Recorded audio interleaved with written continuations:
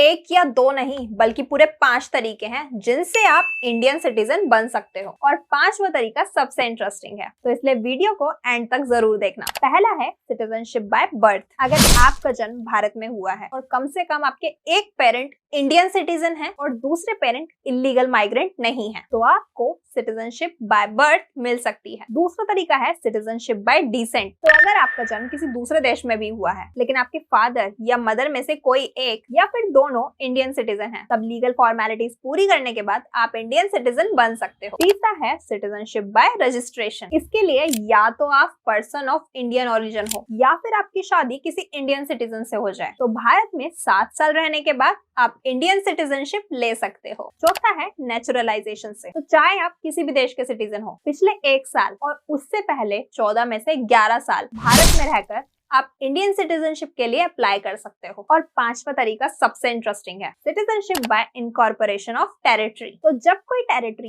India का हिस्सा बन जाती है तो वहां के लोग ऑटोमेटिकली भारतीय नागरिक बन जाते हैं। जैसे 1975 में सिक्किम भारत का हिस्सा बना था तो वहां के नागरिक भारतीय नागरिक बन गए थे। और इस टॉपिक के हैंड रिटन नोट्स की PDF के लिए आपको कमेंट्स में लिखना होगा सिटीजनशिप। मैं नोट्स आपको DM कर दूंगी।